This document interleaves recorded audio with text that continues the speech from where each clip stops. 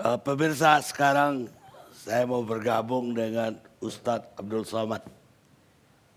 Beliau lagi di wilayah Kepulauan Riau tadi kalau nggak salah. Ustadz bisa dengar suara saya? Insya Allah Pak Kan. Assalamualaikum Ustadz. Waalaikumsalam warahmatullahi wabarakatuh. Ustadz pasti sudah mendengar semacam polemik ataupun berbeda pendapat setelah Ketua DPR RI Puan Maharani menyatakan semoga Sumatera Barat menerima Pancasila, menjadi daerah yang menerima Pancasila. Apa komentar Ustadz? Bismillahirrahmanirrahim. Assalamualaikum warahmatullahi wabarakatuh. Alhamdulillah wassalatu wassalamu ala Rasulillah wa ala alihi wa sahbihi wa man tabi'ahu wa mawalah. Tidak ada yang paling mengerti tentang suatu teks kecuali orang yang mengucapkannya atau menuliskannya. Karena teks itu tidak bisa menjelaskan dirinya sendiri. Oleh sebab itu kita hanya bisa menginterpretasikan sebuah teks. Saya tidak bisa memahami teks. Al-Quran insya Allah saya baca tafsir. Hadis insya Allah saya baca syarah. Tapi teks yang dikeluarkan oleh manusia, saya hanya bisa menduga-duga dan menebak-nebak saja. Oleh sebab itu maka kita perlu menjelaskan. Seperti saya menjelaskan apa yang saya sampaikan. Adapun terkait tentang Minangkabau dengan Pancasila, maka kita bisa lihat satu persatu dari sila-sila itu. Sila yang pertama misalnya ketuhanan yang Maha Esa. Maka berbicara tentang ketuhanan, saya masuk ke suku Akit, suku Laut, suku Sakai, suku Talang, suku Anak Dalam, suku Kubu. Maka di sana masih ada orang yang tidak bertuhan. Saya menyaksikan sendiri mereka menggantungkan kain-kain putih lalu tidak tahu apa yang mereka sembah. Masih ada suku-suku Melayu tua yang belum bertuhan. Tapi Minangkabau tidak hanya bertuhan, mereka justru membuat orang yang tidak kenal Tuhan menjadi bertuhan. Berbicara tentang sila pertama ketuhanan yang Maha Esa. Saya menyampaikan tausiah di sebuah pulau di Aceh, Semelu. Di sana saya diajak berziarah ke salah satu makam tua. Dan orang tua yang menyebarkan Islam itu berasal dari bumi Minangkabau. Kemudian saya pula bertausiah di Sulawesi Tengah, di Palu. Di atas bukit di Palu itu juga ada makam tua penyebar agama Islam juga datang dari bumi Minangkabau. Oleh sebab itu, sila pertama ketuhanan yang Maha Esa, maka Minangkabau adalah para suluh di tengah gelap yang membawa siar Islam. Yang kedua tentang kemanusiaan. Di depan rumah orang Minangkabau ada rangsiang, tempat menyimpan beras. Beras itu dibagi-bagi lagi. Ada beras yang dimakan keluarga, tapi juga ada beras yang jadi makanan untuk fakir miskin. Orang Minangkabau adalah orang yang paling peduli terhadap kemanusiaan. Oleh sebab itu, orang Minangkabau membuka rumah makan. Mereka tidak menganggap pekerja itu sebagai kuli yang digaji, tapi mereka dianggap sebagai saudara yang sistemnya bagi hasil. Karena mereka melihat sebagai kemanusiaan. Itu maka rumah makan berkembang pesat yang hari ini dia menjadi tukang angkat piring. Tahun depan dia insya Allah akan punya rumah makan. Kemanusiaan. Tentang persatuan Indonesia, orang Minangkabau amat sangat cukup rukun dan syarat untuk membuat sebuah negara. Masalah diplomasi, tidak ada yang lebih hebat daripada diplomasi Haji Agus Salim. Dia berhadapan dengan orang-orang Belanda, orang-orang Eropa, berbagai macam bahasa dunia dia kuasai. Tentang masalah ekonomi, kita tahu siapa Bapak Koperasi Indonesia. Ialah Bung Hatta. Tentang masalah agama, jangan tanya lagi. Orang Minangkabau, prestasi agamanya bukan tingkat nasional. Tapi dia adalah Imam Masjidil Haram, Syekh Ahmad Khatib Al-Minangkabau.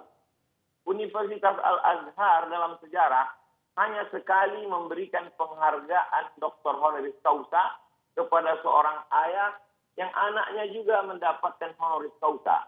Dia adalah Haji Abdul Malik Karim Amrullah dan ayahnya Abdul Malik Karim Amrullah juga mendapatkan honoris causa dari Al-Azhar.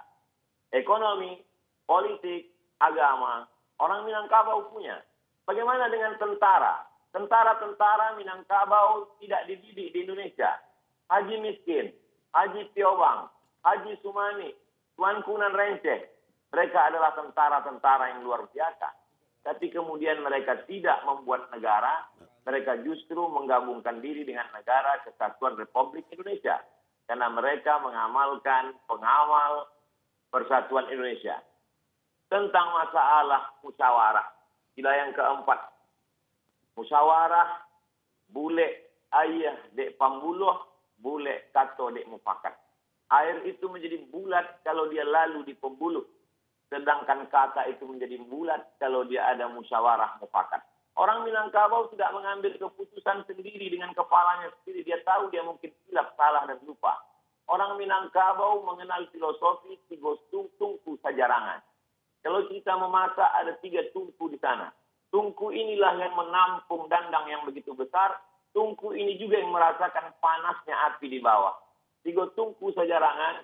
Nenek mama, alim ulama, cadia pandai. Orang Minangkabau berkata, duduk sendiri sampai duduk bersama lapang. Duduk sendiri terasa sempit, tapi kalau duduk bersama terasa lapang. Kenapa demikian? Karena mereka lebih mengutamakan musyawarah dan mufakat. Lalu kemudian tentang keadilan sosial. Orang Minangkabau amat sangat adil. Anak didukung, kemanakan dipangsi. Perempuan Minangkabau tidak pernah perlu jauh dari kampung halamannya untuk cari makan. Kenapa demikian? Karena mereka punya nenek mama yang adil. Perempuan tidak pernah mengalami diskriminasi. Karena perempuan ada harato tinggi yang tidak dibagi. Sebagian ulama mempermasalahkan harato tinggi. Kenapa tidak dibagi menjadi ahli waris? Karena itu sebenarnya adalah wakaf keluarga. Ketika seorang perempuan tidak punya suami atau ayahnya meninggal, tidak keluarga laki-laki, tidak ada. Siapa yang akan menyara hidupnya memberi makan dia? Ada harato tinggi.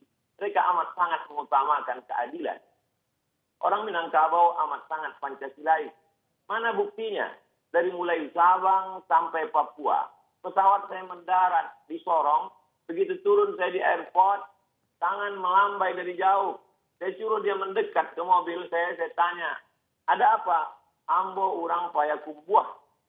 Betapa jauh tempat kita memandang, tapi orang Minangkabau sampai juga ke sana. Saya diminta untuk memberikan sepatah 2 patah kata untuk penggalangan dana Surau Sydney namanya. Tidak hanya ke Indonesia, sampai ke Sydney orang Minangkabau bisa bersosialisasi. Dia diterima di mana dia berada. Karena orang Minangkabau punya filosofi di mana tanah diinjak, di situ langit dijunjung. Di mana bumi dipijak, di situ langit dijunjung. Orang Minangkabau tidak pemarah. Orang Minangkabau tidak pendendam. Orang Minangkabau bagaimana berdebat hebatnya Muhammad Yamin dengan Buya Hamka. Tapi kemudian sebelum meninggal dunia, apa kata Muhammad Yamin? Nanti jenazahku tolong dibawakan oleh Buya Hamka ke kampung halaman. Mereka memang berdebat. Mereka memang orang-orang yang argumentatif. Tapi hati mereka lembut dan baik. Lalu kemudian 3 tahun, 3 bulan. Kalau kita merdeka 17 Agustus, 3 bulan sebelum itu, 29 Mei 1945, maka Muhammad Yamin, putra Minangkabau, sudah menyuarakan tentang pri kebangsaan, kemudian pri kemanusiaan. Setelah itu lalu kemudian pri ketuhanan, pri kemasyarakatan, lalu kemudian kesejahteraan dan sosial. Jadi embrio pemikiran Pancasila itu berawal bermuara dari Minangkabau. Lalu kemudian barulah disuarakan oleh Bung Karno, lalu kemudian disusun secara rapi dan sistematis oleh 9 orang. Dan di antara 9 orang itu, 3 orangnya adalah Minangkabau. Agus Salim, Sultan Syahrir, dan kemudian pula Agus Salim, Muhammad Yamin, dan Bung Hatta. Kalau 9 orang ada 3 orang Minangkabau, maka sesungguhnya Minangkabau mewarnai setiap gerak langkah pemikiran orang Indonesia. Jadi saya kira ini adalah ikram gratis untuk anak-anak muda Minangkabau supaya dia lebih memahami siapa Minangkabau, apa Minangkabau, bagaimana sejarah orang Minangkabau. Saya menganggap di balik ini semua tentu Ustadz selalu berkata ada hikmahnya, tapi tentu juga di sana ada pelajaran berharga. Man takallama faqad arada aqlahu 'alan nas. Siapa yang berbicara, sesungguhnya dia sedang mempresentasikan isi kepalanya kepada orang banyak.